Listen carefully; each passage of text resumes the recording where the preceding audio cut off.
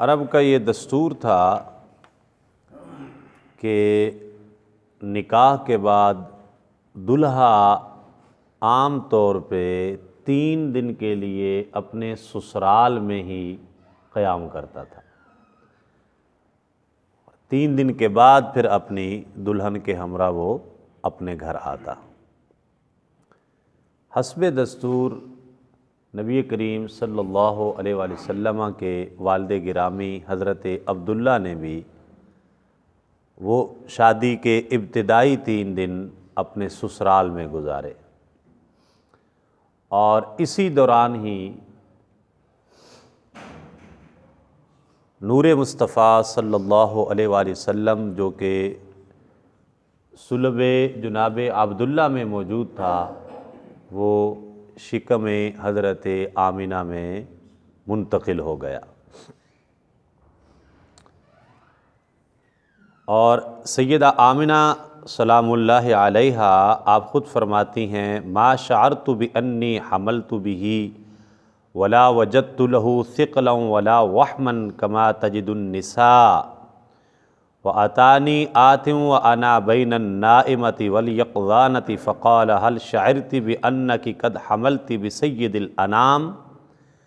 فرماتی ہیں مجھے ایک آواز آئی، عام طور پہ جیسے خواتین کو کی فیلنگز ہوتی ہیں اس کنڈیشن میں، مجھے ایسا کچھ بھی فیل نہیں ہوا، ایسا ایک پرسکون ماحول تھا۔ فرماتی ہیں کہ مجھے ایک آواز آئی، کیا تجھے خبر ہے کہ سید الانام وہ تیرے شکم اتھر میں آنے والے ہیں؟ اور فرماتی ہیں کہ اس کے بعد نبی کریم صلی اللہ علیہ وآلہ وسلم کی جب ولادت باسعادت کا وہ مرحلہ شروع ہوتا ہے تو اس سال کو سنۃ الفتح والابتہاج کا نام دیا گیا۔ عرب جو تھے جب بھی کوئی خاص ایونٹ ہوتا تھا کسی سال میں کسی موقع پر، تو اس کو اس ایونٹ کے ساتھ موسوم کر دیا کرتے تھے اور پھر اسی نسبت سے اس سال کو یاد رکھا کرتے تھے۔ مثال کے طور پہ جب ابرہہ اپنے ہاتھی لے کے کعبۃ اللہ پہ حملہ آور ہوا اور پھر اس کو خواب و خاسر ہو کے نامراد لوٹنا پڑا، تو یہ ایک بڑا ایونٹ تھا، بڑا واقعہ تھا کہ وہ ابابیلوں کا آنا، پھر ہاتھیوں کا مرنا اور پھر اس کا واپس دوڑ کے جانا، تو بڑا فیمس ہوا یہ واقعہ۔ اس کو عرب عام الفیل کے نام سے یاد کرتے، ہاتھیوں والا سال۔ اسی طرح جب بھی کسی سال میں کوئی بڑا کوئی مشہور ایونٹ ہوتا تھا، اس سال کو اس ایونٹ کی نسبت سے وہ یاد رکھا کرتے تھے۔ اب اس سال کو سنۃ الفتح والابتہاج کا نام دیا گیا، خوشی اور شادمانی کا سال، کیونکہ اس سے پہلے عرب جو تھے وہ قحط سالی کا شکار تھے، بارش نہیں ہوئی تھی، غلے کی کمی تھی، فصلیں ختم ہو چکی تھیں۔ لیکن جب نور مصطفیٰ صلی اللہ علیہ وآلہ وسلم اس دنیا میں ظہور پذیر ہونا شروع ہوا تو ہر طرف کائنات میں کہہ لیں کہ ایک بہار کسی کیفیت پیدا ہو گئی، اور عربوں کا وہ جو خزاں کا ماحول تھا وہ ختم ہوا، ہر طرف ہریالی اور خوشحالی ہو گئی۔ تو انہوں نے اس سال کو نام دیا سنۃ الفتح والابتہاج، خوشیوں اور شادمانیوں کا سال۔ نبی پاک صلی اللہ علیہ وآلہ وسلم کے دادا جان حضرت عبد المطلب فرماتے ہیں کہ میں نے ایک خواب دیکھا، اور وہ خواب جو ہے وہ بڑا عجیب تھا۔ فرماتے ہیں میں نے خواب دیکھا تو میں صبح وہ تعبیر بتانے والے کے پاس گیا اور میں نے اس سے اپنے خواب کی تعبیر پوچھنا چاہیے۔ وہ خواب کیا تھا؟ فرماتے ہیں میں نے دیکھا کہ خواب میں نے ایک نورانی درخت کو دیکھا کہ جس کی جڑیں زمین کے اندر ہیں اور اس کی چوٹی آسمان تک چلی گئی ہے، اور پھر اس کی شاخیں نکلیں جو مشرق اور مغرب کی طرف پھیل گئی، اور وہ درخت اتنا نورانی تھا کہ میں نے اس سے پہلے کوئی بھی اتنی منور چیز نہیں دیکھی، جتنا نور اس درخت کے اندر تھا، اور اس کی روشنی جو ہے وہ سورج کی روشنی سے 70 گنا زائد تھی۔ عرب و عجم اس کے سامنے سجدے میں پڑے ہوئے تھے، اور فرماتے ہیں کہ وہ درخت لمحہ بلمحہ اس کی اونچائی بڑھتی جا رہی تھی، کبھی میری نظروں سے اوجھل ہو جاتا، کبھی پھر میرے سامنے آ جاتا، کبھی اوجھل ہو جاتا، کبھی سامنے آ جاتا۔ فرماتے ہیں میں نے قریش کے کچھ لوگوں کو اس درخت کی ٹہنیوں سے لٹکتے ہوئے دیکھا،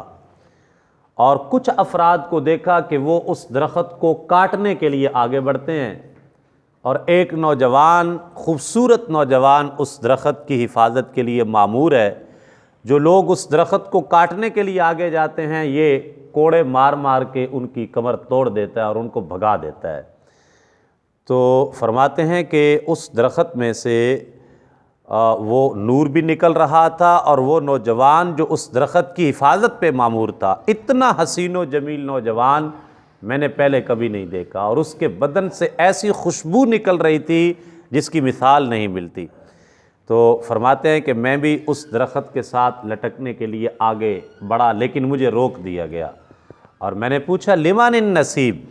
یہ کس کے مقدر میں یہ سعادت آئے گی، اس درخت کے ساتھ لٹکنا، یہ کون، کس کو یہ سعادت ملے گی؟ تو جواب ملا یہ صرف انہی لوگوں کا مقدر ہے جو پہلے سے اس درخت کے ساتھ لٹکتے ہوئے ہیں۔ اب آپ فرماتے ہیں کہ جب اس تعبیر بتانے والی، وہ خاتون تھی جو خوابوں کی تعبیر بتایا کرتی تھی، جب اس نے میرا یہ خواب سنا تو وہ کہنے لگی لئن صدقت رؤیاک لیخرجن من صلبک رجل یملک المشرق والمغرب وتدین لہ الناس، اگر آپ کا یہ خواب سچا ثابت ہوا تو آپ کی صلب سے ایک ایسا عظیم الشان انسان پیدا ہوگا جو مشرق و مغرب کا مالک ہوگا، اور دنیا اس کے سامنے جھکے گی۔ تو یہ خواب حضرت عبد المطلب نے دیکھا نبی پاک صلی اللہ علیہ وآلہ وسلم کی ولادت سے پہلے، اور پھر حضرت نبی پاک علیہ السلام اس کائنات میں جلوہ گر ہوتے ہیں، اور حضرت آمنہ آپ کو یہ نصیحت بھی کی گئی، قولی اذا وضعتہ اعیذہ بالواحد من شر کل حاسد ثم سمیہ محمدا، آپ کو کہا گیا کہ جب بچے کی ولادت ہو تو آپ نے یہ دعا مانگنی ہے، میں اسے ہر حاسد کے شر سے اللہ وحدہ لا شریک کی پناہ میں دیتی ہوں، اور اس کا نام محمد رکھنا۔ گو کہ یہ نام بھی پہلے تجویز کر دیا گیا کہ اس کا نام محمد رکھنا ہے۔ اب یہ نام پہلے خاندان بنو ہاشم میں کسی کا رکھا نہیں گیا تھا،